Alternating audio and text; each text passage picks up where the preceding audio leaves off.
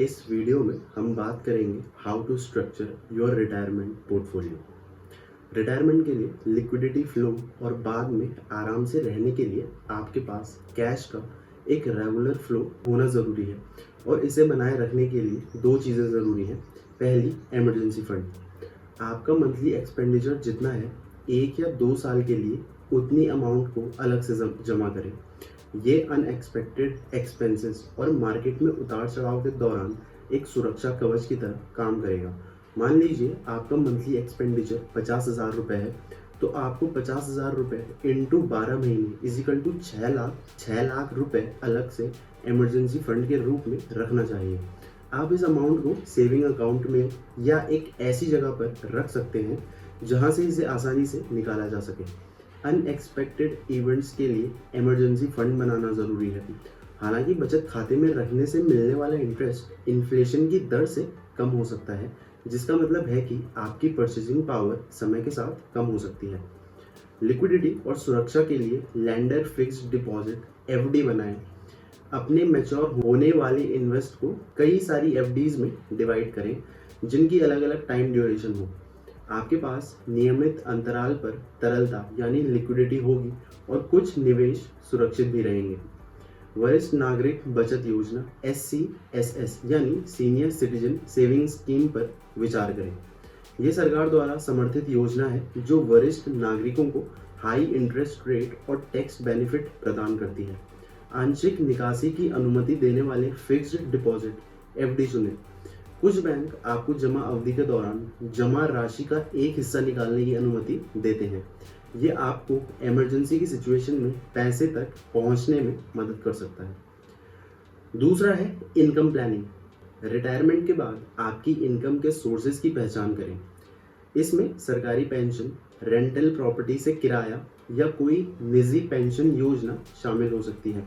इन sources से होने वाली इनकम को ध्यान में रखते हुए आप ये निर्धारित कर सकते हैं कि आपको अपने इन्वेस्टमेंट से कितनी अमाउंट निकालने की ज़रूरत होगी। यदि आपको हर महीने 30,000 रुपये पेंशन मिलती है और आपका किराए से या किसी रेंटल प्रॉपर्टी से आया हुआ किराया जो कि 10,000 रुपये मंथली आता है, तो आपको अपने इन्वेस्टमेंट से केवल 10,000, क्योंकि जो आपका मंथली खर्च 50,000 माइनस 40,000 जो कि आपकी इनकम है इजिकल टू 10,000 रुपये, तो इसीलिए आपको 10,000 रुपये निकालने की ज़रूरत होगी। इससे आप अपने इन्वेस्टमेंट को लंबे समय तक बनाए रख सकते हैं और बेहतर प्रॉफिट बना सकते हैं। नेक्स्ट और दूसरा पॉइंट है invest for growth and stability. Retirement के लिए इन्वेस्टमेंट करना बहुत ज़रूरी है।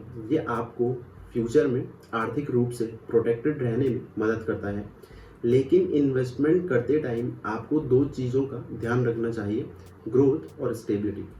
ग्रोथ और स्टेबिलिटी बनाए रखने के लिए आपको कुछ बातों का ख्याल रखना पड़ेगा, जिसमें से पहली है एसेट एलोकेशन। अपने इन्वेस्टमेंट को डिफरेंट टाइप्स के एसेट में कैसे बांटा जाए, इसे एसेट एलोकेशन कहते हैं। एक आइडियल एलोकेशन आपके रिस्क सहने की क्षमता यानी रिस्क टॉलरेंस और आपके रिटायरमेंट के टाइम ड्यूरेशन पर डिपेंड करता है। क्योंकि आप जल्दी ही रिटायर होने वाले हैं, तो आमतौर पर सलाह दी जाती है कि आप थोड़ा कंजर्वेटिव इन्वेस्टमेंट स्ट्रेटजी अपनाएं। एक बेसिक एग्जांपल के तौर पे आप इस तरह से इन्वेस्टमेंट कर सकते हैं। पहला, 40 से 60% इन्वेस्ट स्टॉक्स में। ये इन्फ्लेशन से लड़ने में मदद करता है क्योंकि शेयरों में लंबे टाइम में ही ग्रोथ की पॉसिबिलिटी होती है। हालांकि शेयर मार्केट में उतार चढ़ाव भी आते रहते हैं, इसीलिए आपको सावधानी बरतनी चाहिए। दूसरा है 30 to 50% इन्वेस्टमेंट बॉन्ड्स में। बॉन्ड से आपको नियमित इनकम मिलती है और ये आपके इन्वेस्टमेंट को स्टेबिलिटी प्रोवाइड करता है। डिफरेंट टाइप्स के मैच्योरिटी वाले बॉन्ड में इन्वेस्ट करने से आप रिस्क कम कर सकते हैं। इमरजेंसी के टाइम और आने वाले खर्चों के लिए कैश रखना ज़रूरी है। इसे आप सेविंग अकाउंट में भी रख सकते हैं। मान लीजिए आपके पास कुल 10 लाख रुपए हैं इन्वेस्टमेंट करने के लिए। आप स्ट्रैटेजी के अनुसार 4 से 6 लाख शेयरों में और 3 से 5 लाख बॉन्ड्स में और 0.5 to 1 लाख कैश के रूप में रख सकते हैं। बाकी आप अपने एडवाइज़र से बात करके भी एसेट रेशियो सेट कर सकते हैं। आपको एज ए रिटायर्ड आदमी एक ऐसे पोर्टफोलियो की ज़रूरत है जो आपको जीवन के उस पड़ाव में दो सबसे ज़रूरी आवश्यकताओं जैसे फिक्स्ड इनकम और लिक्विडिटी को सही ढंग से पूरा करने की अनुमति या आज़ादी देता है। आपकी पेंशन से आपकी इनकम की ज़रूरतों का पर्याप्त ध्यान रखा जाता है, लेकिन कम समय में इमरजेंसी फंड की ज़रूरत को पूरा करने की आपकी क्षमता इस फैक्ट से बाधित है कि आपका पैसा लंबे टाइम के इन्वेस्टमेंट में फंसा हो सकता है, जो कि मैच्योरिटी से पहले निकालने पर आपको उसका जुर्माना लग सकता है। नेक्स्ट और थर्ड पॉइंट है अडेप्टेबिलिटी इज़ अ की। रिटायरमेंट के लिए इन्वेस्टमेंट की स्ट्रेटजी बनाते टाइम ये ध्यान रखना ज़रूरी है कि चीज़ें बदलती रहती हैं, इसीलिए आपको अपने इन्वेस्टमेंट को भी टाइम के साथ बदलना होगा। इसमें दो इम्पॉर्टेंट चीज़ें शामिल हैं। पहली है रीबैलेंसिंग। आपके पोर्टफोलियो में वेरियस एसेट्स का एक निश्चित अनुपात होना चाहिए, जैसे 60% शेयर और 40% बॉन्ड। लेकिन मार्केट की परफॉर्मेंस के कारण ये रेशियो टाइम के साथ बदल सकता है। मान लीजिए आपने शुरुआत में 60% शेयर्स और 40% बॉन्ड्स में इन्वेस्ट किया था। अब हो सकता है कि कुछ टाइम बाद शेयर बाजार बहुत तेज़ी से बढ़ गया हो और अब आपका पोर्टफोलियो 70% शेयर और 30% बॉन्ड का हो गया है। इसका मतलब है कि आपका रिस्क बढ़ गया है। ऐसे में आपको अपने पोर्टफोलियो का रीबैलेंसिंग करना चाहिए। इसका मतलब है कि आप एक्सेसिव बॉन्ड्स खरीद कर या कुछ शेयर बेचकर अपने गोल रेशियो यानी 60:40 को वापस ला सकते हैं।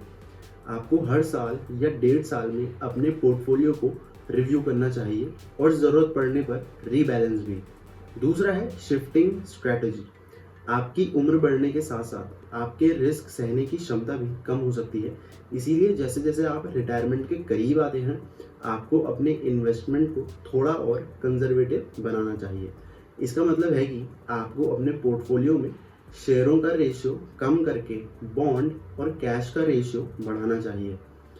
इससे आपकी इनकम स्टेबल रहेगी और आपके इन्वेस्टमेंट की मूलधन सुरक्षा यानी कि कैपिटल प्रिजर्वेशन भी होगी।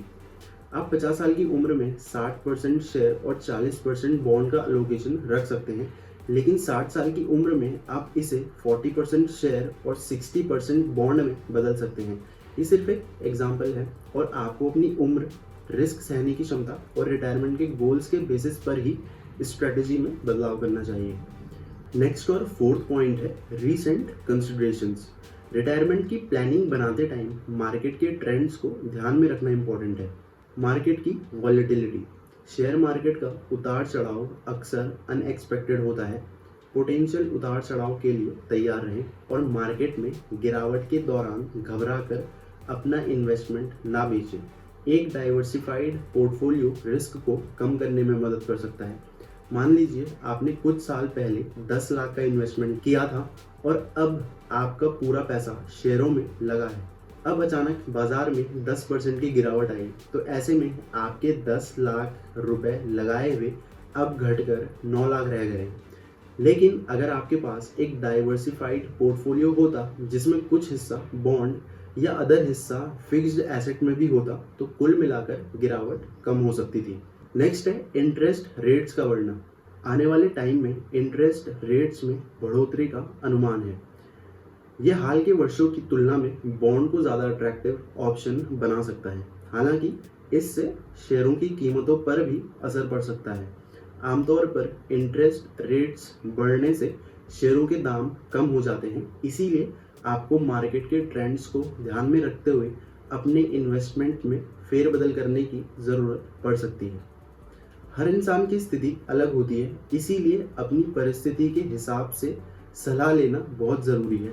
इसके लिए किसी वित्तीय सलाहकार यानी फाइनेंशियल एडवाइज़र की मदद ले सकते हैं, जो कि आपकी स्वास्थ्य यानी हेल्थ उसमें या फिर आपकी डिज़ायर्ड रिटायरमेंट लाइफस्टाइल में कस्टमाइज़ कर सकता है। वो आपकी हेल्थ में कैसे कस्टमाइज़ कर सकता है? वो आपका प्रेजेंट और फ्यूचर का हेल्थ स्वास्थ्य आपकी रिटायरमेंट के लिए अमाउंट डिसाइड करने में इम्पॉर्टेंट रोल निभाता है। यदि आपको लगता है कि फ्यूचर में आपके इलाज में ज़्यादा खर्च आ सकता है, तो आपको ज़्यादा अमाउंट जमा करनी होगी। या फिर वो आपके डिज़ायर्ड रिटायरमेंट लाइफस्टाइल में आपकी कैसे मदद कर सकता है? आप रिटायरमेंट के बाद कैसा जीवन जीना चाहते हैं? क्या आप घूमना फिरना चाहते हैं या एक शांत जीवन जीना चाहते हैं? आपकी लाइफस्टाइल आपकी फाइनेंशियल ज़रूरतों को तय करेगी। Potential health care cost, retirement के बाद स्वास्थ्य संबंधी खर्च बढ़ सकते हैं, इसीलिए आपको इसके लिए भी राशि या अमाउंट अलग से जमा करनी चाहिए। अगर रिटायरमेंट के बाद आपके पास कोई और दूसरी रिस्पॉन्सिबिलिटी नहीं है, तो वॉलेंट्री पेंशन फंड से आपको मिलने वाली पेंशन, जिसमें आपने इन्वेस्ट किया था, आपके डेली खर्चों को पूरा करने के लिए पर्याप्त है या पर्याप्त होगी। हालांकि उस टाइम आपको इस बात की चिंता रहेगी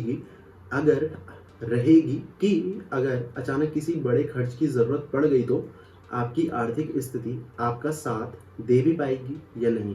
आई होप इन सारे पॉइंट से आपको अपना रिटायरमेंट स्ट्रक्चर या फिर रिटायरमेंट वाली लाइफ को कैसे स्ट्रक्चर किया जाए in terms of financial aspect ये क्लियर हो गया होगा। विद दैट सेड, अगर ये वीडियो आपको पसंद आई हो तो वीडियो को लाइक, शेयर और चैनल को सब्सक्राइब करना ना भूलें।